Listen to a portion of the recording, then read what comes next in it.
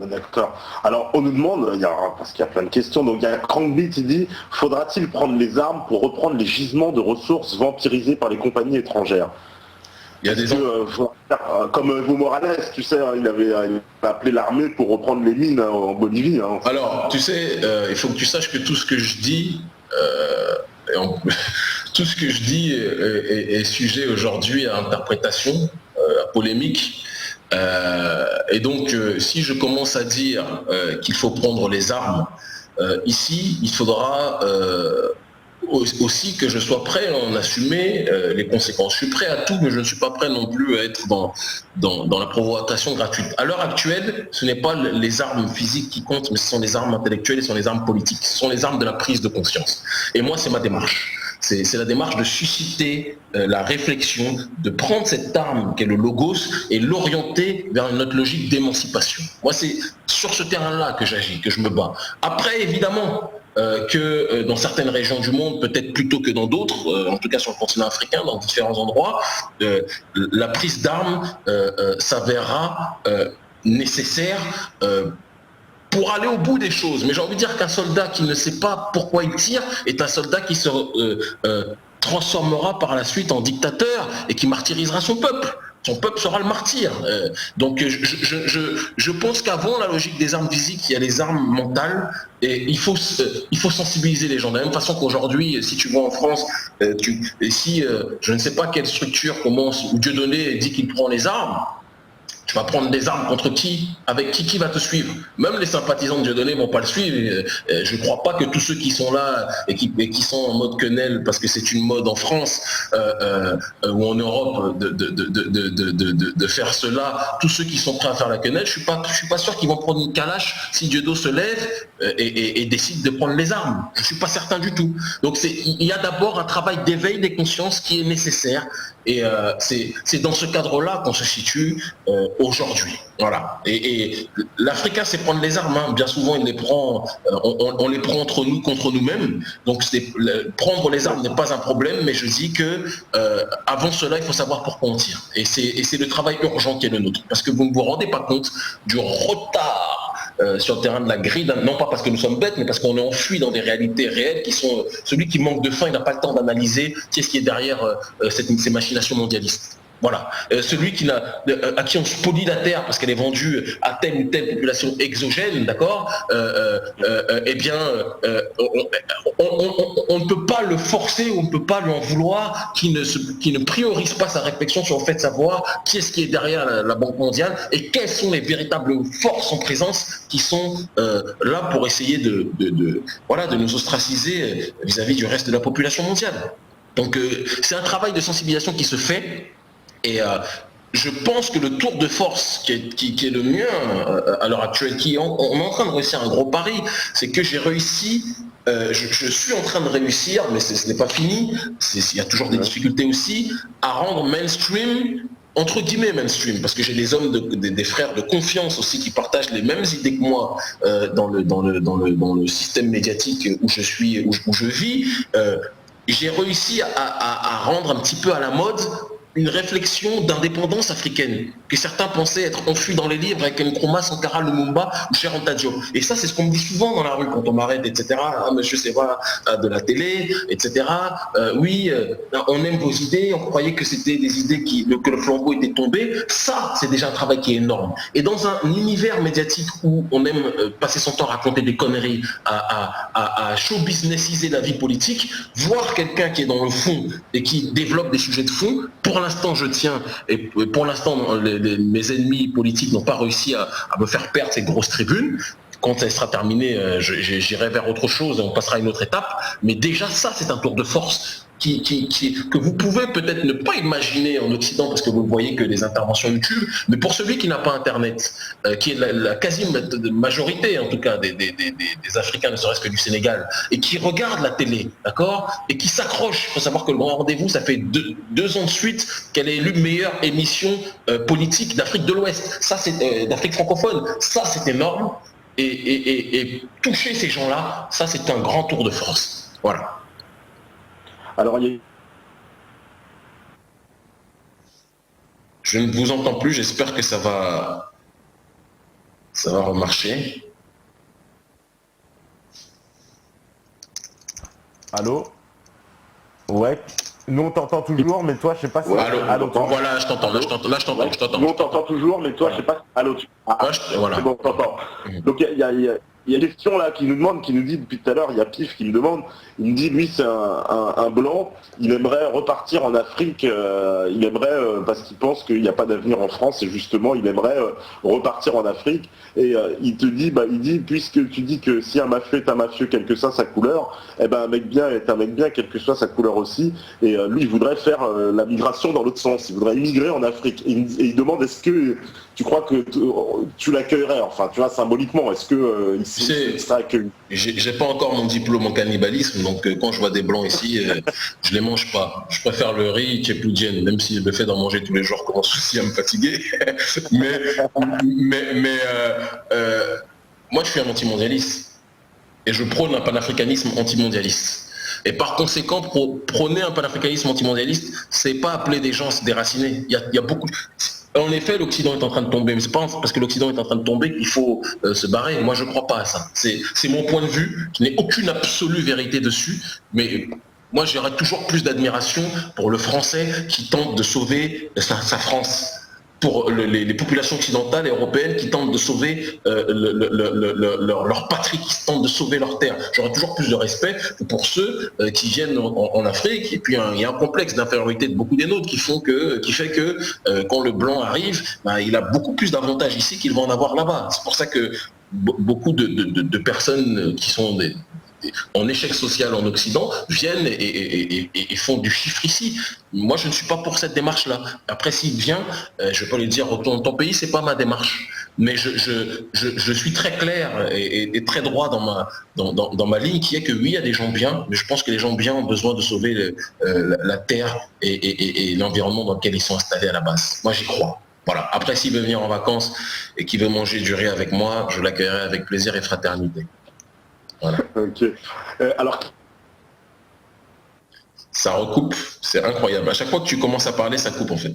Mais bon, ça va revenir normalement. Normalement ça va revenir.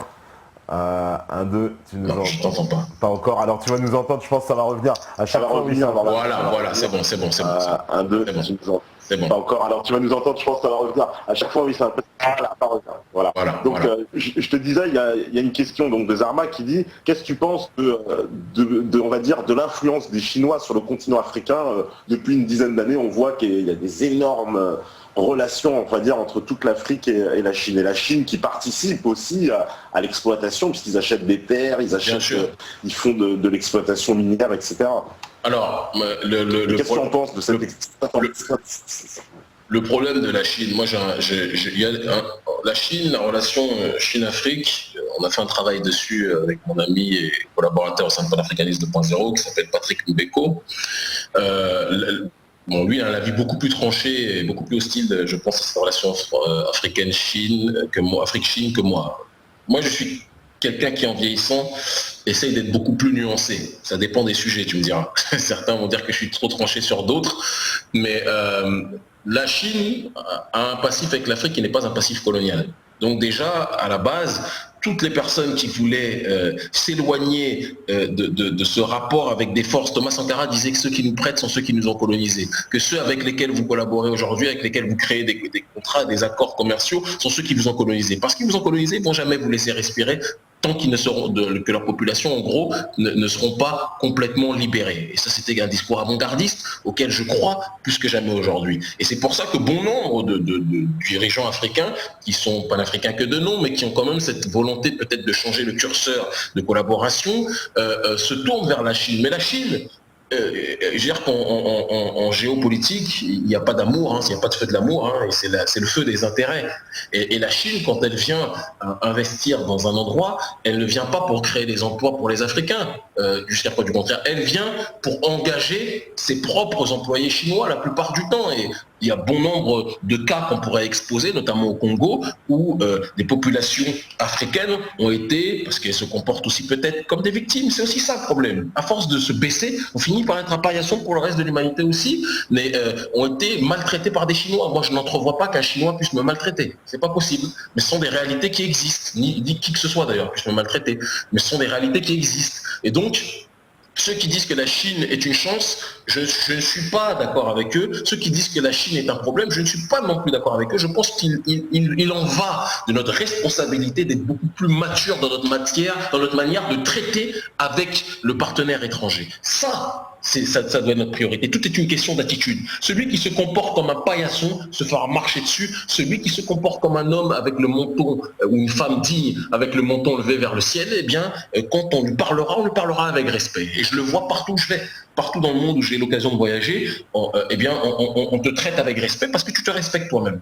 Et ça, c'est quelque chose qu'on doit appliquer par rapport à notre réalité vis-à-vis de la Chine. La Chine vient, accapare bon nombre de terrains. La Chine vient, signe des accords commerciaux spectaculairement avantageux pour elle. C'est un bon prix. Et c'est pour ça qu'elle est diabolisée. La relation Chine-Afrique est diabolisée par les médias mensonges occidentaux. Donc je ne suis pas d'accord pour aller dans cet excès. Je ne suis pas non plus d'accord pour faire une hagiographie de la relation entre l'Afrique et la Chine parce qu'il y a évidemment là aussi des excès. Mais quoi qu'il arrive, je préférerais toujours parler en termes de partenariat aujourd'hui avec des Chinois que je parlerai avec des partenaires de l'oligarchie occidentale.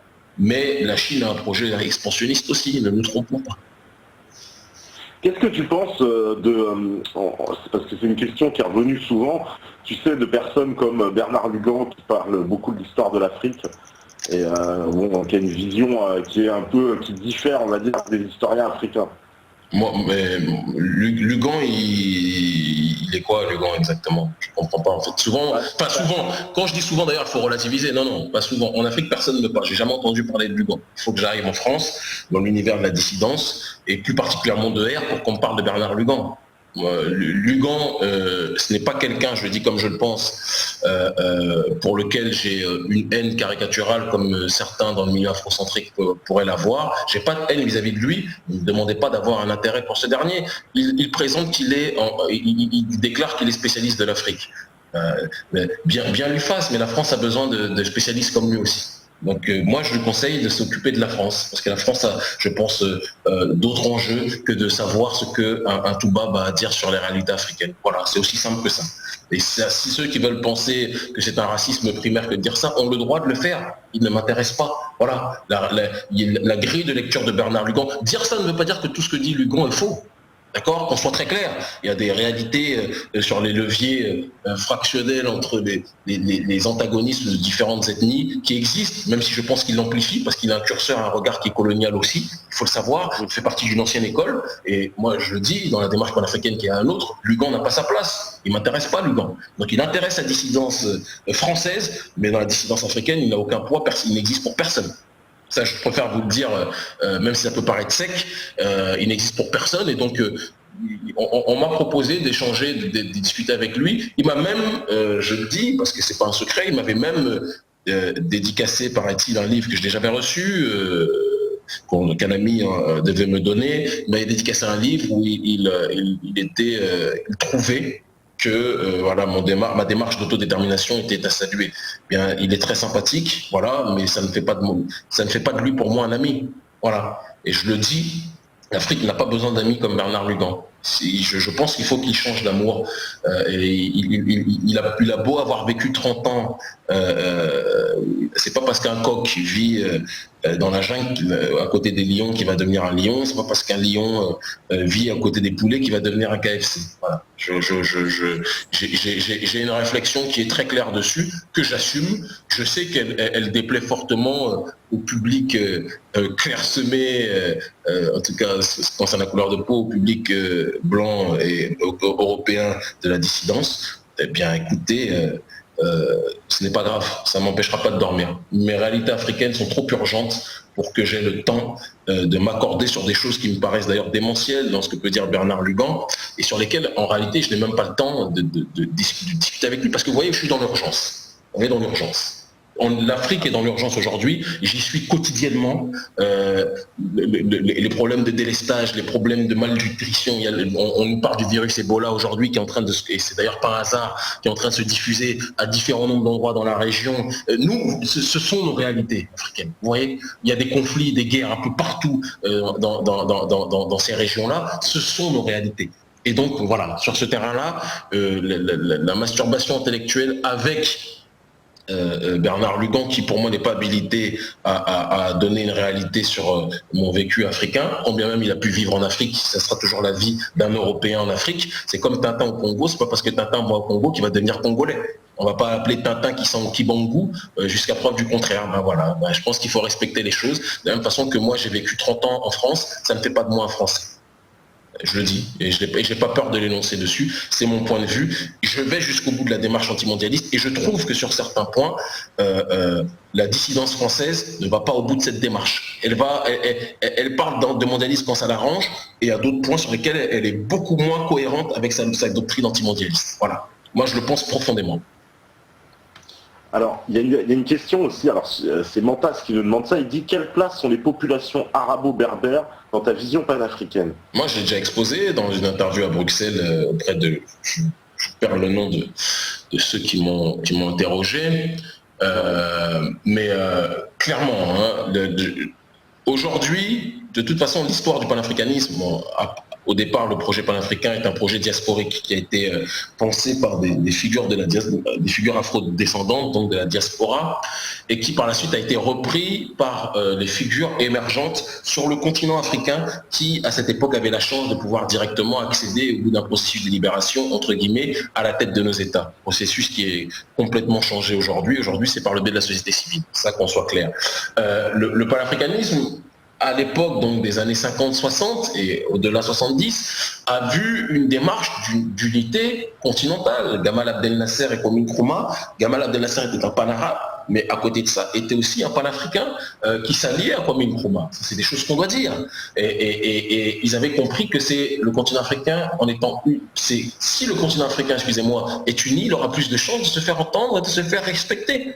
Et ça, c'est quelque chose qui a été combattu d'ailleurs par l'oligarchie déjà à l'époque, par l'oligarchie juive et par l'axe américain qui était prêt à soutenir Mobutu pour que Mobutu combatte, crée une ligue des États entre guillemets de race noire contre le projet fédéral africain qui était voulu par les Nkrumah et Nasser. Ça, c'est des choses qu'on ne dit pas assez, d'accord? Maintenant, aujourd'hui, il faut être là aussi dans une démarche graduelle. Moi, on ne peut pas me parler d'unité africaine, de panafricanisme, alors que j'entends très peu de figures du monde d'Afrique du Nord, par exemple, dénoncer la négrophobie hystérique qui se trouve dans ces régions du monde.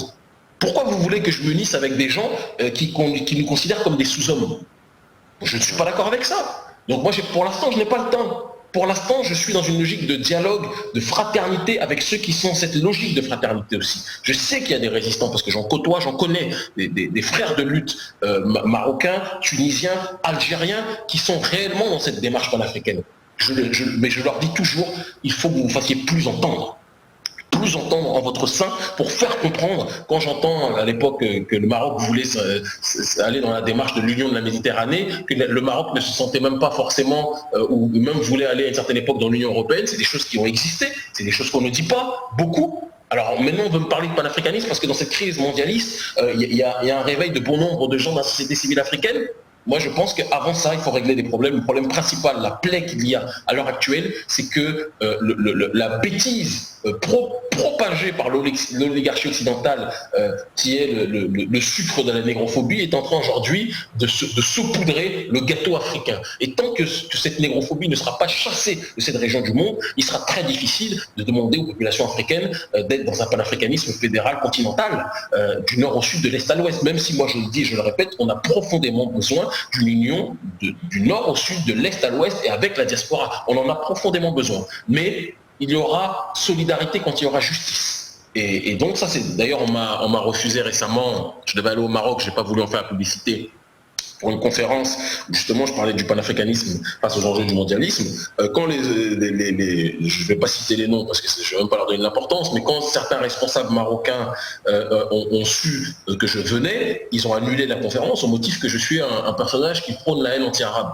excusez-moi, moi j'ai pas, il n'y a aucun exemple dans les pays d'Afrique noire, aucun exemple, je dis bien, de racisme anti-arabe à l'heure actuelle qui a été relevé. Si on en connaît, il faut m'en dire. C'est aujourd'hui de manière réactionnaire que il y a dans le milieu panafricain, dans l'intelligentsia africaine, de plus en plus de gens qui commencent à dire que ça suffit. On ne peut pas être considéré comme des sous-hommes au Maghreb et après, et nous, quand vous venez chez nous, quand je dis vous, quand les Maghrébins viennent chez nous, ils sont traités comme des rois, ils sont traités comme des frères, et en échange, ça ne marche pas. Il va falloir qu'il y ait une logique de réciprocité, sinon on ne peut pas parler d'unité. Voilà. Donc unité, oui, elle est nécessaire, contrairement par exemple aux blancs d'Afrique australe, parce que ça vient d'un autre processus. Pour l'instant, les populations maghrébines, j'y crois cette lutte de libération, j'y crois cette unité, mais pour qu'il y ait unité, il faut qu'il y ait justice. Pour l'instant, la négrophobie n'est pas éradiquée, il y a un racisme hystérique en Mauritanie, il faudra aussi peut-être qu'on puisse en parler, il y a une négrophobie généralisée au Maghreb, même s'il y a des cas évidemment où il y a des personnes qui ne sont pas négrophobes. Je ne suis pas en train de dire que tous les Maghrébins sont négrophobes, mais il y a malheureusement quand même beaucoup de négrophobie, il faut le dire. Et moi, je n'ai aucun tabou. Je dis ce que j'ai envie de dire. Donc voilà. Alors, il y a encore pas mal de questions. On nous dit justement par rapport, tu sais, à la diaspora antillaise, aux Antillais. Est-ce qu'ils sont un peu, on va dire, sous colonie française, ou alors ils doivent justement intégrer véritablement la France? Voilà, ils sont dans une position un peu bizarre, les Antillais. En tout cas, moi j'appelle, parmi aussi là aussi mes sympathisants, les personnes qui assistent à mes conférences, il y a généralement aussi beaucoup, il y a pas mal d'Antillais, pas que béens, il y en a quand même pas mal, de Caraïbéens, et ces frères-là, ces sœurs-là, je leur dis que la logique d'indépendance, c'est nécessaire. L'autonomie, c'est comme si on vous donne une miette de pain, parce qu'à défaut de vous donner la baguette, je préfère qu'on soit privé de manger pendant un temps, qu'on jeûne et qu'on se débrouille pour cultiver notre terre et faire notre propre pain. Voilà. Moi, je prône cela. Donc, quand j'entends des frères qui me disent qu'ils veulent être français, ils sont français depuis 400 ans, non, l'histoire est complexe, ils sont français par accident, et c'est le résultat là aussi du mondialisme. L'esclavage est pour moi, encore une fois, une illustration de ce mondialisme-là. Ce n'est pas perçu comme tel dans les sociétés occidentales, mais c'est perçu comme tel au sein de nos populations. C'est grâce à ça qu'aujourd'hui, on a certains des nôtres qui portent des prénoms, qui sont des noms, des identités qui sont complètement occidentales, de l'autre côté, des identités qui sont complètement arabes, etc.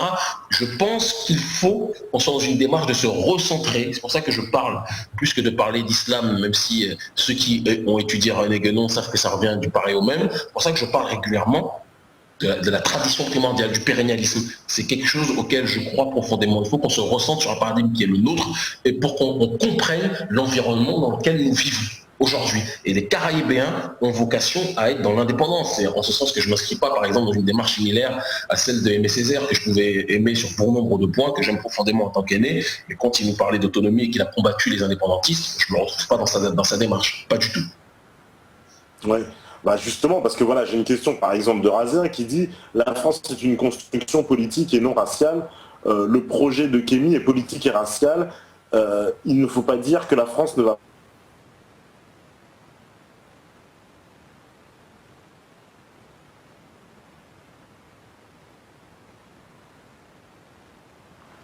On m'entend? Ouais. Moi on m'entend, mais Kémy on n'entend plus, j'ai l'impression. On a perdu, ouais. Ouais, on a perdu. On envoie la pause alors, ouais, on envoie la pause. À tout de suite. À vous la régie. Ok, de retour. Donc normalement, on a Kémy qui est avec nous. Je suis toujours là. Allô. Je suis là. Voilà. Ça refonctionne normalement. On peut s'estimer heureux, c'est un miracle, parce que normalement, quand je fais des réunions Skype, ça coûte beaucoup plus. Donc voilà, gloire à Dieu, gloire aux ancêtres de cette réalité-là. Allons-y. Alors justement, voilà, j'avais une question. Alors c'était la question tout à l'heure. Alors attends, justement, j'essaye de la retrouver. Il parlait ça a coupé quand il parlait du fait que la France n'était pas construite sur un projet racial. Le projet de Kémy est racial. Voilà, il disait que ton projet, toi, était politique et racial, et que la France, elle avait trouvé son accomplissement dans un projet qui était une construction politique non raciale. Ben moi, mon projet racial, c'est lui qui le dit, hein, c'est lui qui a décomposé, qui a décidé de parler de projet racial. Moi, les seules races que je connais, c'est les chiens. Il y a le labrador, il y a le berger allemand, Il y a différentes races, c'est bien. Chez les peuples, il n'y a pas de race, à mon sens. Donc c'est pour ça que quand on me dit racialiste, ça me fait souvent rire. Il y a des peuples. Moi, c'est ce à quoi je crois en tout cas. Et je parle d'un peuple qui est le mien, le peuple africain, comme il y a le peuple européen. Et dans le peuple africain, après, il y a différentes familles, différentes évidemment ethnies, il y a différentes tribus. Et c'est quelque chose que j'assume évidemment. Et quand je dis que il faut qu'il y ait une unité du nord au sud, de l'est à l'ouest, et sous-entendant que je suis prêt, en tout cas dans la démarche, partout dans mes conférences dans les universités, je parle du fait que le Maghreb, tôt ou tard, devrait être uni à nous, mais pour qu'il soit uni, il faudra qu'il chasse la négrophobie. Si ça, c'est un projet racialiste, alors écoute, il faudra qu'on réécrive un dictionnaire avec le frère le frère de lutte, que je ne connais pas, et qui vient de me poser la question. Voilà, donc il faut relativiser. Mais je pense que souvent, certains me disent racialiste noir parce qu'ils voient que je ne suis pas prêt à faire de compromis. Voilà, vous voyez, il n'y a pas plus universaliste sur cette planète que les Africains. On est des universalistes jusque dans l'ADN, on a accueilli tout le monde et on s'est fait sodomiser par tout le monde. Voilà. Donc il y a aussi cette réalité qui est que quand on demande à avoir un petit peu plus de respect dans le rapport, dans les relations politiques avec les autres, les gens pensent que dire ça, c'est se battre que pour notre race. C'est pas vrai. On est considéré comme on nous traite. Parce que bien souvent, on se comporte comme tel aussi, malheureusement, je le dis fermement, on nous traite comme des moins que rien un peu partout, et on voudrait qu'on fasse des partenariats dans cet ordre d'idées-là. Ben non, je ne suis pas d'accord avec ça. Et pour ce qui est du projet de la France a incorporé des Corses, des Basques, des Nordistes, des Flamands. Ceux qui veulent croire, par exemple, la logique française qui est, en effet, contrairement à la démarche allemande, hein, du tonton moustachu qui lui était dans une démarche identitaire par rapport à son peuple, que certains vont dire fantasmer, que d'autres vont dire peu importe, hein, chacun de toute façon agéographie son peuple et le présente en fonction de sa propre perception, c'est évident. Bien, au contraire, les Français, c'est une addition de peuples. Ok, mais je pense que il y a une addition de peuples qui peut faire la France, et puis il y a d'autres populations non européennes qui, la preuve en est, on le voit, et ça va s'aggraver avec le temps, et c'est pour ça que dans quelques temps, les gens diront que il y en a beaucoup qui commencent à dire déjà que j'étais un précurseur dessus. Il y a des populations qui n'ont pas vocation à être intégrées vis-à-vis de la France. Moi, je le pense profondément. Et je sais qu'en période de crise, les premières personnes qui m'ont morflé, ça va être les nôtres, en Occident. Parce que justement, contrairement aux Polonais, quand tu marches dans la rue, tu ne sais pas s'il est polonais, mais l'afro-descendant, tu sais direct quand il est afro-descendant. Voilà. Et ça, c'est quelque chose que l'on dit. Donc ça, c'est pas avoir un projet racialiste que de dire ça, c'est être réel. Moi, j'ai vécu le racisme à un degré que certains, et parfois j'euphémise volontairement, parce que je ne suis pas là pour faire pitié, je suis là pour faire passer un message, mais je connais le racisme dans sa pureté la plus réelle, contrairement à ce qu'on peut imaginer, des années 80 notamment en France, ça c'est une réalité, et qui, même si aujourd'hui peut-être peut paraître un peu plus diffus dans les grands ensembles, mais la réalité est la suivante, je sais qu'en période de crise, ceux qui seront les plus ostracisés, ce sera ceux qui auront les peaux les plus sombres. Et moi, ma démarche est de leur dire, plutôt que de vous tourner vers une logique d'intégration illusoire, qui n'est rien d'autre quelque part que la continuité du projet colonialiste français, qui voulait faire de nous des Français, et des Français de seconde zone, on sera encore de toute façon, qu'on le veuille ou pas, tournons-nous vers cette logique de respecter la France. Si vous vivez en France, si on vit en France en tant que communauté, respectons ce pays, respectons les Français, mais organisons-nous en tant que communauté comme les Chinois le font pour développer notre continent, pour développer nos pays d'origine, pour développer des projets de développement. Ça me paraît, en tout cas les projets allant dans le sens de l'avancement des nôtres, ça me paraît plus pertinent, ça me paraît plus sapant, plus concret que de dire oui, on peut être français, parce que quand vous allez vous faire casser la figure et qu'on vous traitera de sale métèque, et ça va arriver, vous vous rappellerez qu'il y a des voix qui vous ont dit organisez-vous en tant que communauté. Si vous ne pouvez pas rentrer, restez en France, mais organisez-vous en tant que communauté. Les Chinois à Belleville, j'ai fréquenté Belleville pendant des années, j'y faisais mes réunions là-bas. avant que les autorités françaises m'interdisent de les faire, les Chinois ne font pas de bruit nulle part. Hein. Les yeux bridés à la télé, à part Vincent Placé, il n'y a aucun Chinois qui va se battre pour faire des quotas en France. Ils n'ont pas le temps pour ça, mais ils sont organisés, je peux t'assurer qu'ils contribuent au développement de leur pays. Ben, moi, je dis la même chose pour les miens. C'est ça que je dis. Et ça, c'est pas du racialisme en tant que tel. Ce sont des concepts auxquels je ne participe pas, parce que ce sont des concepts qui ont été inventés par des gens qui avaient une suprématie vis-à-vis des nôtres. Voilà, sur le terrain politique, économique et autres. Donc je ne m'inscris pas dans cette démarche et je suis simplement dans une logique de sincérité. Et être sincère trop tôt peut donner parfois l'impression que vous êtes rabat-joie. Mais quand je dis que je ne crois pas à l'intégration des populations non européennes en Afrique, ce n'est pas être racialiste, c'est être concret et pragmatique. Et je préfère, je le dis et je le répète, une communauté afro-descendante, afro-diasporique forte en Europe. Ça sera un très grand poids et une très grande alliée aujourd'hui pour le continent africain, et ça sera plus que jamais demain. Je le crois fortement, et c'est dans ce sens-là que partout je passe le message, que ce soit en France, en Belgique, en Suisse, quand on m'interdit pas de rentrer, quand les autorités m'interdisent pas de rentrer, ou sur le continent africain, eh ben j'ai toujours cette vocation à rappeler ces réalités, qui est qu'on peut participer au développement de notre terre-mère, quel que soit l'endroit où on se situe, mais ne perdons pas nos repères et ne prenons pas des gens qui ne sont pas nos parents pour nos pères. Voilà, c'est tout. Sinon, on perdra véritablement nos repères. Alors à propos, je voulais parler aussi du métissage avec toi. Bon, alors je sais que tu en as déjà parlé dans tes interviews, tu en parles aussi dans ton livre. C'est-à-dire le métissage, en fait, ce que tu rejettes, c'est le métissage sous forme de projet de société, c'est ça? Mais... oui, voilà, je vois le Brésil. À part Neymar, attendez, excusez-moi, il y a le téléphone qui sonne. Je vais dire rapidement que je suis... Allô, je suis en interview là. Je te rappelle, en interview sur Skype, je te rappelle. D'accord? S'il te plaît. Ok, merci.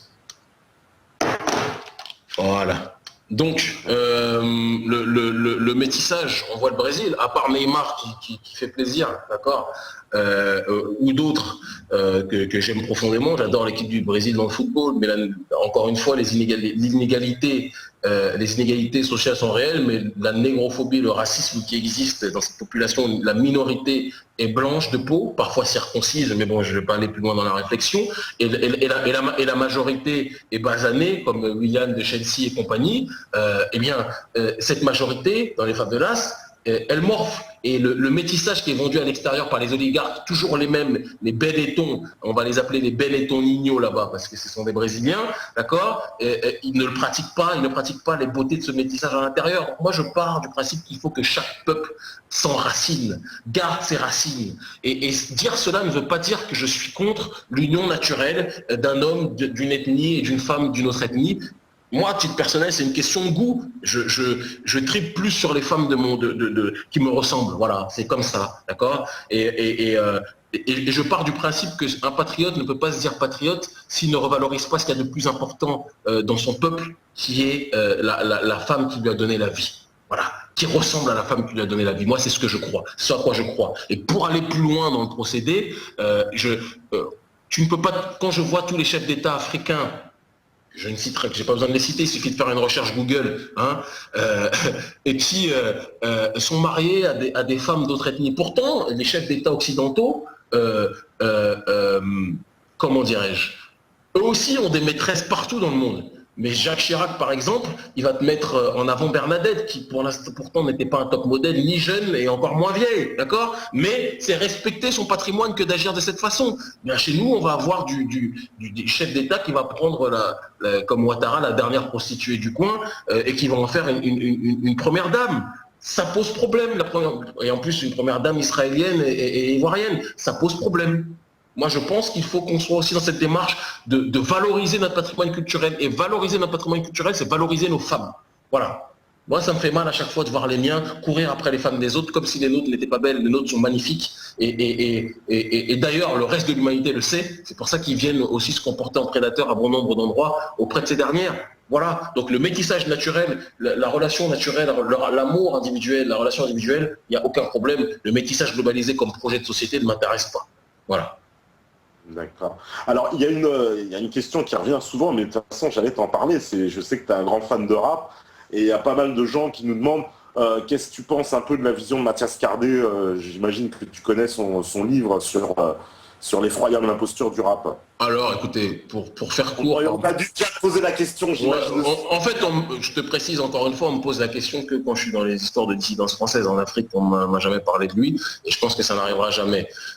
Pour faire court, en ce qui concerne Cardé, je n'ai rien pour lui, je n'ai rien contre lui.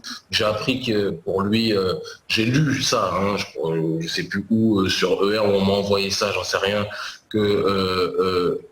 pour lui, il n'y avait pas de rapport entre un Camerounais et un Béninois ou je ne sais trop quoi, que lui, il se sent français. Écoute, s'il veut faire le muezzin de la France, il fera le muezzin de la France, je le respecte, c'est pas un souci, il a le droit de faire ce qu'il veut. Un jour, on lui rappellera que sa tête, c'est pas la tête d'un Breton, c'est pas la tête d'un Normand, c'est pas la tête d'un Corse.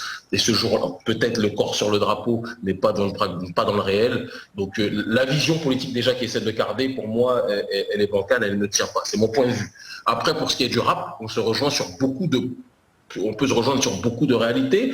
Et après, il y a des choses, quand il parlait des mouvements nationalistes noirs, dans son ouvrage, si je ne m'abuse, je crois qu'il a parlé à un moment de la SNIC, qui n'était pas un mouvement nationaliste noir, mais qui était un mouvement à la base intégrationniste, qui a vu par la suite ses leaders de manière continuelle, que ce soit Rap Brown et avant lui Stokely Carmichael, connu sous le nom comme Touré, qui sont devenus des nationalistes noirs, mais qui ne l'étaient pas au départ. Oui, il y a quelques petites inexactitudes dans son ouvrage, mais son ouvrage, dans les grandes lignes, dit des choses réelles. Après, moi, bon, déjà le titre, j'ai pas aimé, mais bon, je sais que c'était un choix publicitaire, et après il fait ce qu'il veut. Comme je vous dis, Cardé n'est pas dans mon agenda et n'occupe aucune place dans mes réalités. Après, j'ai beaucoup plus de nuances que lui par rapport à beaucoup d'éléments du milieu hip-hop, et pas simplement parce que j'écoute cette musique-là, parce que j'écoute du rap et parce que j'aime profondément cet art, qui est devenu aujourd'hui aussi fin que du lard, malheureusement, hein, c'est le cas de le dire. Quand on parle de Public Enemy, et quand certaines personnes présentent le rap game aux États-Unis ou le rap de manière générale, de manière caricaturale, moi je sais aussi les rapports que ce milieu-là entretient depuis des années, en tout cas la base, avec certains du milieu nationaliste noir, ne serait-ce qu'encore aujourd'hui, d'accord. Public Enemy, je sais que que Chef D, par exemple, était un disciple du docteur Khalid Mohamed, qui moi, je me considère comme je suis un disciple aussi de ce dernier sur certains points, même si pareil, je peux avoir une distance critique sur d'autres aspects de son discours, et je le dis sans aucun problème, comme je reviens à Farrakhan, j'ai aussi des distances critiques énormes sur certains sujets, et je n'ai pas peur de l'énoncer, donc certains parfois crachent dans le puits, moi je le répète, j'essaie d'y prendre de l'eau. Voilà. Donc j'entends la démarche de Cardé, je ne la partage pas intégralement. Après, je veux dire qu'il a son canal c'est l'aspect rap, mais je préfère quand il parle de rap que quand il parle de politique, parce que je trouve que sur le terrain politique, sur le terrain identitaire, je crois que, après c'est le résultat je pense, de différentes expériences aussi, c'est que peut-être que si j'avais eu le vécu qui est le sien, et si j'avais eu les tristesses qui étaient les siennes, peut-être que j'aurais eu un discours similaire au sien, peut-être. De la même façon que s'il avait eu un discours où il avait eu un vécu parallèle au mien, similaire au mien, peut-être qu'il aurait eu un discours parallèle au mien aussi. Donc de la même façon, je ne critique pas l'homme, mais j'ai des désaccords de fond quand même réels avec lui. Peut-être qu'un jour on se verra, on discutera. Dans son entourage, il y a beaucoup de gens que je prends vraiment pas au sérieux. Et moi, je fais mes choses, hein, tout le monde voit ce que je fais. Là-dessus, je suis sous la tutelle de personne. Voilà. Je suis un homme noir libre. Voilà. Et j'espère qu'on se rejoindra dans cette démarche-là aussi un jour. Mais de toute façon, je veux dire qu'il n'est pas sur mon terrain, il n'est pas sur mon créneau, et on n'a pas le même public ni la même audience d'ailleurs. Voilà. Et par rapport, justement, alors toi, est-ce que tu penses, par exemple, parce qu'il y en a pas mal qui me posent la question sur le chat, un noir en France, est-ce qu'il a une chance de devenir français vraiment? Tu sais, je vais aller plus loin, je vais extrapoler. J'ai vu un extrait d'une intervention de Kamel Bekchiche, que je ne connais pas personnellement et sur lequel je n'ai aucun a priori, qui est le président de l'association Fils de France. Oui, Fils de France, oui. Voilà, c'est pas un noir, mais bon, voilà, voilà. En tout cas, c'est quelqu'un qui n'a pas un physique de Suédois, je pense qu'on en conviendra tous. Et ce Kamel Bekchiche, à un moment, parlait de l'immigration. Et il parlait face à un public, je crois, de l'Action française. Et il disait, mais qu'est-ce qu'on va faire des immigrés, des fils d'immigrés qui sont ici, qui sont français? Et il y a une dame qui a crié dans l'assistance, elle a crié dehors, genre dégagez. J'étais mort de rire. Tu vois, c'est pas méchant quand je dis ça. Ça ne veut pas dire que je vomis ou je nie les efforts de Bekchiche ou Kardé, qui d'ailleurs pensent la même chose dans le même discours. Et pour moi, sur le terrain politique, sont les mêmes. Ça ne veut pas dire que je vomis leurs réflexions, que je vomis les hommes, mais je pense qu'un jour, ils se réveilleront. Et pour moi, ils sont dans une mauvaise passe identitaire là aujourd'hui. Et ils se disent anti-mondialistes, enfin je ne sais pas s'ils se disent, mais en tout cas, ils participent à ce mondialisme-là, pour moi. Voilà. Donc un noir français, pour moi, ça ne marche pas. Et on te rappellera toujours que tu as la tête d'un continent qui n'est pas en adéquation, en harmonie avec la réalité française. Donc aujourd'hui, il y a l'épisode Dieudonné qui fait qu'on peut être à la mode sur bon nombre de sujets, et c'est vrai, hein, il faut dire la vérité, la négrophobie, je pense, est moins spectaculaire sur certains aspects, elle peut être beaucoup plus dérégulée sur d'autres, et c'est le processus naturel du mondialisme. L'affrontement des différents peuples, le fait de faire du milkshake avec différents peuples, c'est comme les M&M's, tu vas les broyer, mais ça va pas donner forcément une couleur homogène. Moi, c'est le résultat du métissage. Dieudonné ne partage pas, on en parle souvent quand on en parle, ça fait un petit bout de temps, quelques mois que je ne l'ai pas eu. Lui, il se considère comme français, il va chanter la Marseillaise. Moi, je ne partage pas ce combat. Ça n'en demeure pas moins que c'est mon frère, mais je pense qu'il se trompe. Et tôt ou tard, je sais que tous, tôt ou tard, tous, tiendront le discours, tous, je le dis, et je ne le dis pas avec arrogance, mais du retour, qu'il soit physique ou qu'il soit politique, au sens mental du terme, au sens de participer, même s'il reste en France, au développement du pays d'origine. Mais ne pas être là comme à se revendiquer, comme si on était des SDF de l'identité. Je le dis, je le répète, les Chinois, les gens n'entendrez jamais se lever pour chanter la Marseillaise. Il y a même des quartiers en France où ils ont l'écriture en chinois, ils savent très bien ce qu'ils font, ils ne dérangent personne en France, sauf peut-être les commerçants dont ils réussissent quelque part à piquer les marchés. Et je pense que c'est vers cette orientation-là que les choses vont aller.